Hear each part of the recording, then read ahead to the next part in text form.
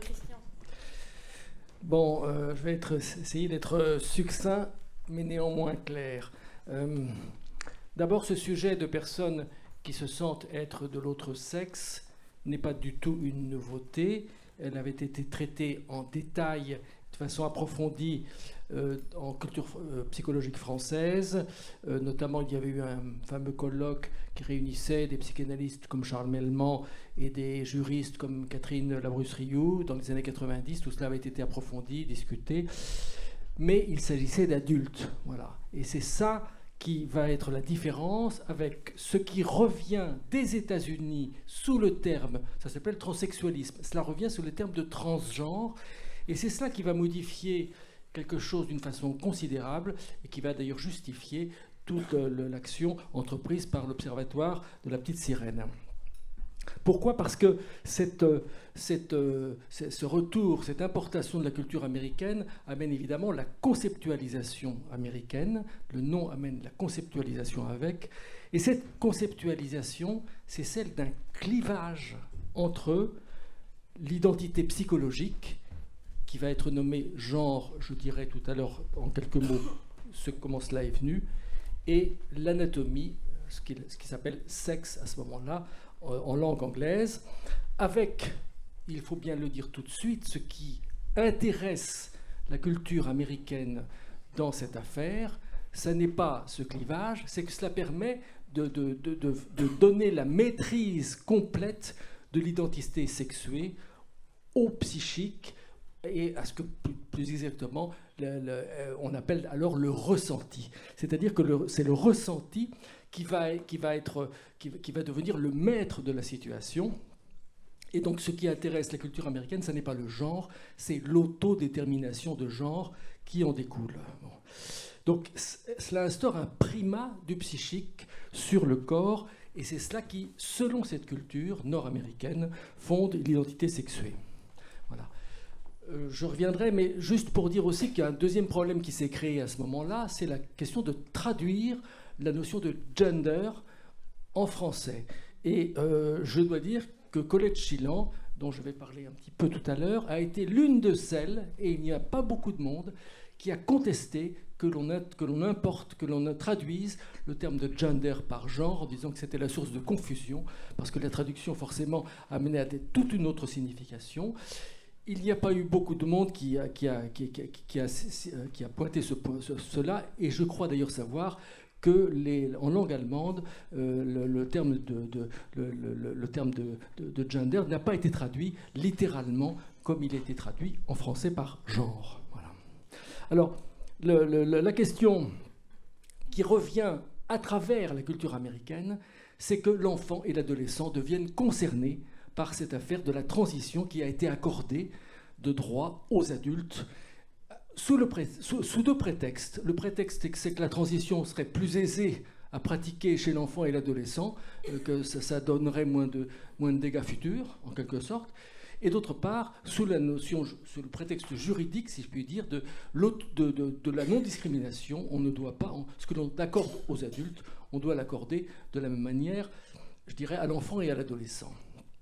Ce qui montre qu'il y a un heurt direct entre la conception nord-américaine et la conception française, qui va tenir compte d'une maturation de l'enfant et de l'adolescent, une notion que je peux dire inconnue de la culture américaine, ou en tout cas suffisamment peu connue pour qu'ils raisonnent comme cela, ce qui fait qu'ils imposent à ce moment-là une notion de transparence à la raison que l'on ferait des secrets, je dirais, à l'enfant et à l'adolescent, et alors que ce que montre très bien ce que montre la culture française, et que je vais essayer de développer dans le livre dont parlait Céline, c'est que, je dirais, l'énigme qui demeure pour l'enfant est une protection d'une forme d'innocence qui lui permet quoi ? Qui lui permet la vie imaginaire. Et la vie imaginaire est quelque chose d'essentiel dans l'affaire, puisque, on en a parlé tout à l'heure, pour l'imagination, c'est ça qui permet à l'enfant de rêver un certain nombre de situations et par conséquent de choisir ce qui s'impose à lui. Ça, je crois que c'est assez essentiel et que c'est quelque chose qui a été bien montré. D'ailleurs, déjà par Freud, à propos du lien aux parents, l'enfant choisit ses parents, et Freud a très bien montré comment, à travers ce qu'il a décrit comme le roman familial des névrosés, c'est-à-dire que l'enfant rêve qu'il a été adopté, qu'il a une famille, et puis il finit par se résoudre aux parents dont il a écopé en quelque sorte. Bon, c'est une sorte de conciliation qui s'établit. Et bien pour le corps, c'est la même chose. C'est-à-dire qu'effectivement, en culture française, la notion qui va être fondatrice et fondamentale, c'est la notion d'une appropriation du corps sexué, qui est d'abord le constat fait d'une réalité du corps, mais c'est aussi, je dirais, l'attention portée à l'attente des parents d'avoir un fils ou d'avoir une fille. Et c'est cela qui va être fondamental. Alors ça va être fondamental, et j'ai eu le privilège de découvrir lors des travaux qui ont été vraiment une étude pionnière à propos de l'ambiguïté sexuelle anatomique. Là, je dois apporter une nuance par rapport à l'exposé qui a été fait précédemment en espagnol. Non, le corps, oui, enfin on peut dire oui, le corps est binaire, c'est soit homme, soit femme, sauf que il y a des situations d'ambiguïté. Elles sont extrêmement rares. Elles sont liées à des problèmes, je dirais, des anomalies, grosso modo des surrénales. Enfin, c'est une maladie, si vous voulez, mais elles aboutissent au fait qu'un enfant naît avec des chromosomes XX, donc fille, mais est considéré comme un garçon du fait de la conformation de ses organes génitaux. Et donc, il y a donc là une confusion. Avec toute l'étude qui a été menée à Saint-Vincent-de-Paul par Léon Kressler, avec qui j'ai eu le privilège de travailler à ce moment-là, et qui a montré... Alors, d'une part, Kressler est celui qui a fait connaître les travaux de Stoller en France. Je le signale parce que Stoller, c'est celui qui a introduit le terme de genre en disant l'identité psychologique, on va l'appeler genre, on va l'appeler gender, ce qui en soi ne fait pas problème. Sinon, cette dérive que j'ai signalée vers l'autodétermination de genre, qui a été happée dans la culture américaine, il avait parlé de gender identité, donc c'était bon. Et Stoller, et ce qui est intéressant, c'est que d'emblée, sur une même étude, et je dirais toutes les deux approfondies, mais celle de Kressler l'est totalement, ce que l'on voit, c'est la différence entre la façon de comprendre de la culture française et la façon américaine. Et la différence fondamentale, c'est de prendre en compte le lien filial. Parce que ce qu'il faut à ce moment-là, ce qui est la question des pédiatres et des chirurgiens, c'est qu'est-ce qu'on fait à ce moment-là. On constate à un certain moment que l'enfant, on l'a pris pour un garçon, et en fait, chromosomiquement, il est une fille. Qu'est-ce que l'on fait? Je schématise évidemment, mais la thèse de Kressler a été de dire c'est le lien filial qui doit dicter la décision. C'est important parce que c'est ce qui est la grande différence entre la culture française et la culture américaine. Je dirais le lien filial, c'est ce que j'ai ressenti dans l'échange entre Frédéric et Léa tout à l'heure. Je me suis dit, ce qui a tenu bon, c'est que pour Frédéric, Léa était sa fille. Alors, elle a dit « je suis un garçon ». Il est demeuré, me semble-t-il, je me permets cette interprétation, mais voilà, il est demeuré qu'il l'a considérée comme sa fille. Et c'est ça qui a tenu bon, et c'est cela qui n'est pas pris en compte par la culture américaine, qui est une culture individualiste, qui, je dirais, aboutit au fait que le ressenti individuel, je dirais, permet de définir ce qu'il en serait de la vérité de son sexe. Alors, je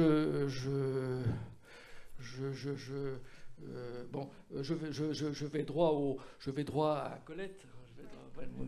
Je vais droit à Colette Chilan parce que Colette Chilan a joué un grand rôle. C'est une grande dame de la pédopsychiatrie française. Et c'est quelqu'un qui était pénétré, je dirais, d'être dans les questions qui se posaient. Enfin, elle voulait être très investie dans les questions. Elle a beaucoup fréquenté, notamment les Pays-Bas à cette occasion-là sur ce thème-là. Elle s'est beaucoup mouillée et elle a beaucoup, d'une certaine manière, essayé de mettre de la culture française dans ce climat, grosso modo, dicté par la théorisation américaine. Notamment en essayant de montrer qu'il y avait de la subjectivité dans l'affaire. Ça lui a valu des déboires avec les militants et elle a payé assez cher par rapport à ça. Elle a tenu bon, ceci dit, et elle a gagné en justice, mais enfin, ça a été un combat assez chaud. Bon. Alors, par contre, ce qui a été un petit peu plus compliqué chez Colette Chilan, c'est que, en fait, je dirais, elle voulait quand même, elle voulait être dans le coup, ce qui était évidemment très important, mais elle n'a peut-être pas mesuré qu'être dans le coup amenait parfois aussi à une certaine ambiguïté de la situation pour elle, c'est-à-dire qu'elle s'engageait dans des recherches et elle ne mesurait pas toujours que c'était un peu, bien sûr c'était intéressant d'avoir des résultats, mais c'était un peu aussi cautionner la recherche qui était, je dirais, et de cautionner un résultat un peu déjà inscrit dans ce qu'était la recherche. Je dis cela parce que c'est cela. Donc, Colette Chillan, à ce moment-là, a créé un séminaire privé auquel j'ai eu la chance de participer. Elle m'y avait confié. Il y avait Diaz Condat, Jean Chambry et quelques autres collègues dont je vais dire un mot. Moi, je trouvais ça très, très intéressant, même si j'essayais d'influer sur le cours des discussions. Je ne suis pas sûr d'y être parvenu. Cela s'est conclu par une magnifique journée de la Société française de pédopsychiatrie de l'enfant, où Colette Chillan a été ovationnée. Moi, je suis intervenu l'après-midi d'une façon un petit peu différente en essayant de faire valoir certaines choses. Et la réponse qui m'a été faite par la personne, la collègue qui menait la table ronde, c'est que j'étais un militant. Et vous allez voir pourquoi je dis cela, parce que tout cela a quand même abouti à la création de la consultation identité, je ne sais pas comment, enfin bon, transgenre grosso modo, à la Salpêtrière. Bon. Et je dois dire, moi, j'étais depuis 45 ans à la Salpêtrière, j'ai fait tout un pan de carrière, c'est là que j'avais dirigé le département de psychanalyse de l'enfant sous la période de Michel Basquiat, enfin, donc j'avais été quand même très investi dans ce lieu, qui évidemment m'importait et qui m'importe beaucoup, enfin qui m'a beaucoup importé. Mais sous la chefferie de David Cohen, je veux dire, j'ai senti le désaccord poindre et s'affirmer de plus en plus. J'ai essayé de discuter, notamment avec Diaz Condat, c'était pas facile. Il y avait François Ansermet aussi qui menait un séminaire. Enfin bon, c'était une discussion un peu difficile dans laquelle on ne me donnait guère la parole. Mais j'ai constaté que donc il y avait la volonté de créer une consultation. Et je le raconte parce que je le raconte dans mon livre. Hein, c'est pas du tout quelque chose que je réserve. Enfin, c'est quelque chose que je rends maintenant public parce que c'est la vérité. Cela s'est fait en connivence avec une association militante. Bon. Et j'ai assisté au staff auquel a été conviée l'association Trans pour la nommer, qui a fait naître le flux de cette consultation. Et je dois dire qu'à partir de là, moi, je considérais que la discussion était close, que je ne pouvais plus rester dans ce contexte, qu'il y avait là, je dirais, non plus un débat scientifique entre collègues, mais je dirais quelque chose qui devenait complètement idéologique et même qui posant des problèmes éthiques, déontologiques, tout ce que vous voulez. Enfin bon, moi, c'est à ce moment-là que j'ai quitté la Salpé. Enfin, il était peut-être temps que je quitte de toute façon, ça peu importe. Mais ce que je veux dire, c'est que à ce moment-là, je trouve que cette interpellation qui m'avait été faite en me traitant de militant, je trouvais qu'elle se retournait singulièrement, puisque là, c'est clairement une connivence quand même avec une association dite transaffirmative. Bon. Alors, je présume, là pour le coup, j'en ai pas la preuve, donc je n'en ai pas parlé dans le livre, mais enfin, je présume que, vous savez qu'il y a des usagers qui ont droit à être présents dans les commissions. Alors ils mettent en valeur Cohen et Condat, etc., le fait qu'ils discutent les cas en commission, etc., pluridisciplinaire, enfin bon, comme si c'était vraiment que ça permettait une éthique sur la décision qui est prise. Je présume que les usagers qui ont droit à être présents à ces commissions sont les gens de outrance. Bon, j'en ai pas la... Pardon ? Vous en avez la preuve ? Bah, tant mieux, non mais je veux dire, bon, enfin voilà. Donc ce que je veux dire, c'est que là se crée quelque chose, bon, dans le fil aussi de ce qui a été fait à Robert Debré, enfin, quelque chose qui était, je dirais, une espèce de caution pédopsychiatrique à cette démarche transaffirmative. Alors là, évidemment, pour moi, ça n'était plus envisageable. Voilà.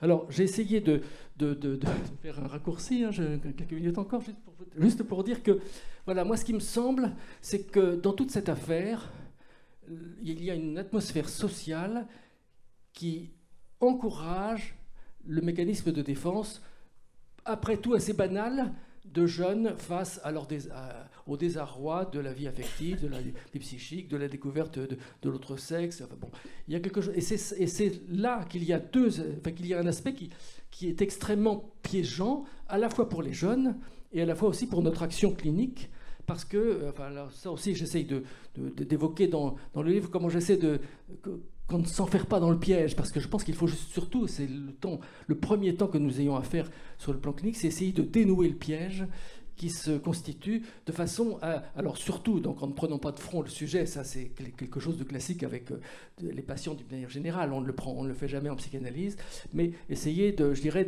de faire en sorte qu'on rétablisse quelque chose qui, en définitive, ramène le cœur du sujet, qui est le lien filial, c'est-à-dire, effectivement, est-ce que je me sens... toute l'agitation de l'enfant qui est, est-ce que je serais mieux aimé alors que je suis un garçon, est-ce que je serais mieux aimé si j'avais été leur fille? Enfin, des débats que nous savons extrêmement présents dans la vie psychique des enfants. Voilà. Juste pour terminer, je voudrais dire qu'il y a un sujet quand même qui me semblerait concerner l'enfant et l'adolescent et que nous avons aussi à prendre en compte, c'est l'affaire de la parentalité transgenre. Bon. Je le dis, c'est aussi un sujet que j'ai voulu aborder dans mon livre. Vous connaissez l'affaire récente d'un homme qui a demandé à être reconnu femme. Vous savez que maintenant on peut être reconnu femme sans avoir besoin de changer quoi que ce soit. Bon, il a été reconnu femme et à travers toute une histoire que je raconte dans le livre, vous verrez, enfin bon, c'est une histoire juridique complètement insensée, qui a été reconnu mère de l'enfant alors que l'enfant est né de ses spermatozoïdes. Voilà. Je trouve qu'il y a aussi un sujet qu'il faut que nous ayons présent dans notre clinique et dans notre réflexion.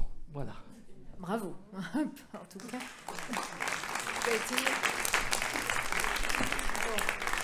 J'espère que je ne vais pas être accusée de discrimination de genre parce que j'ai réalisé qu'il n'y a que des hommes qui parlaient. Bon, on va donner la parole peut-être qui d'entre vous pourrait réagir. En fait, l'idée c'est de réagir donc à ce propos, hein, quand même ce qui s'est passé en France, ce qui se passe actuellement. Il faut qu'on puisse mettre des mots aussi sur ce qui se passe. Et vous, en tant que psychanalyste, voilà. Oui, justement, j'ai le sentiment que c'est un phénomène qui déborde très largement les questions de nationalité. Bon, tu as repris la notion d'identité de genre en disant que la traduction de genre était problématique. Ce qui est, à mon avis, surtout problématique, c'est d'accoler la notion de genre et celle d'identité et de faire passer à la trappe, de ce fait, beaucoup, implicitement, beaucoup des constructions conceptuelles de la psychanalyse et en particulier de faire passer à la trappe la notion d'identification avec tout ce qu'elle comporte de mobile et de changeant, alors que l'identité, de genre ou d'autre chose, implique quelque chose d'extrêmement fixé. Alors, il est vrai que tout ça engagerait une longue discussion sur l'évolution de la psychanalyse dans différents pays, l'évolution certainement assez différente en Amérique du Nord et en Europe. Mais en tout cas, ça montre bien une chose, c'est que lorsqu'on commence à céder sur les mots, on cède aussi sur les concepts et sur la réalité. Et que c'est ça qui me semble être au cœur de ce qui peut nous concerner en tant que psychanalystes. Mais évidemment, nous sommes ici, pas seulement en tant que psychanalystes, mais comme quelqu'un l'a rappelé tout à l'heure, en tant que citoyens. Et que nous sommes confrontés, et les exposés de tout à l'heure nous l'ont montré, à des réalités qui sont véritablement horrifiantes. David Bell disait que les transactivistes ne sont pas des fascistes, bon, peut-être, mais en tout cas, de mon point de vue, ils participent, et leur idéologie participe d'une mentalité totalitaire qui s'attaque à la langue et au langage pour modifier les mentalités et qui donne lieu à des inversions de valeurs auxquelles nous devons prêter attention. Bon. La question, à mon avis, la plus difficile qui nous est posée, c'est pourquoi ce phénomène, que je qualifie de totalitaire, rencontre si peu de résistance dans notre culture.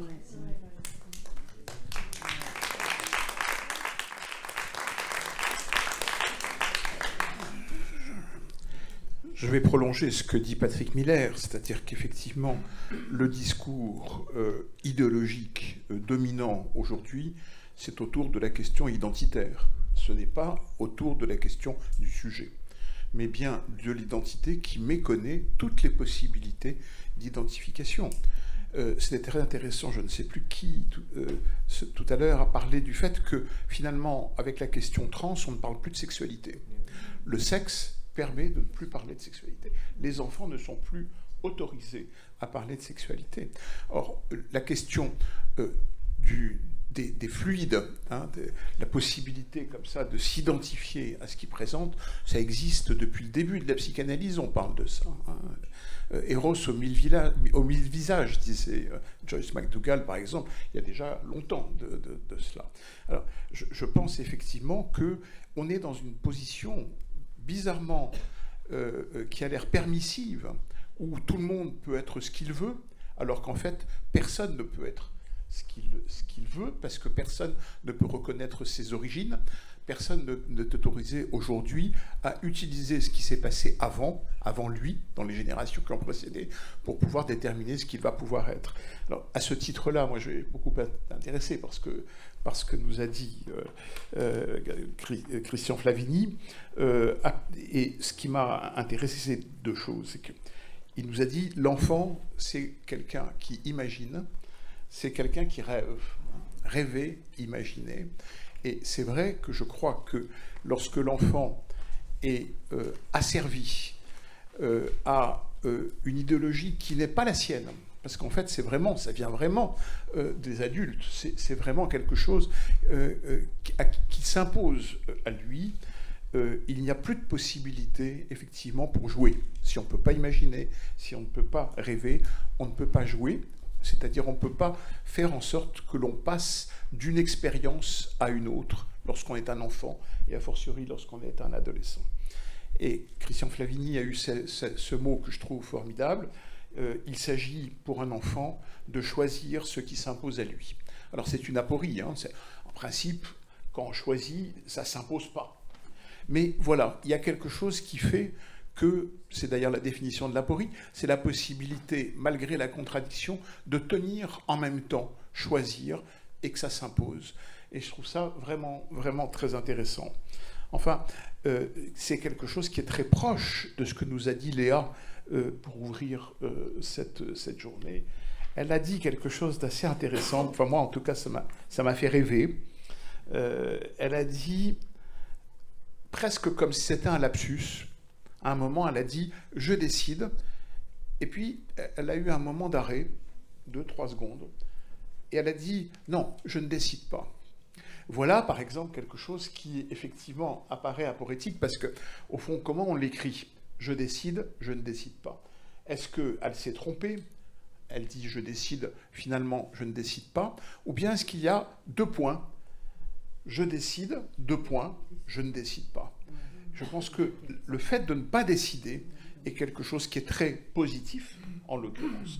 C'est-à-dire, le fait de ne pas décider, c'est pouvoir accepter d'avoir une expérience d'adolescent, de pouvoir changer de position, de pouvoir multiplier les expériences, en tenir compte, échanger, etc. Et je crois que là, cette position, c'est une position que le psychanalyste, dans son exercice, est tout le temps confronté à ça. On est confronté à un patient qui peut être amené à dire, de manière péremptoire, quelque chose, et puis le lendemain, à la séance d'après, en dire tout à fait autre chose. C'est une possibilité. Ce n'est pas une folie. Ce n'est pas une folie, c'est le doute. Et c'est quelque chose de terrible de penser effectivement qu'aujourd'hui, la psychanalyste est récusée au nom du doute. Au nom du doute, au nom de la possibilité de penser des choses contradictoires. Il ne faut pas oublier que l'absence de doute, comme disait Nietzsche, ce n'est pas le doute, c'est la certitude qui rend fou, disait Nietzsche. Et je pense que là, on est dans une position où apparemment, on est dans la certitude. Et je crois qu'effectivement, il faut promouvoir le doute. C'est le doute, je pense, Léa, qui vous a servi.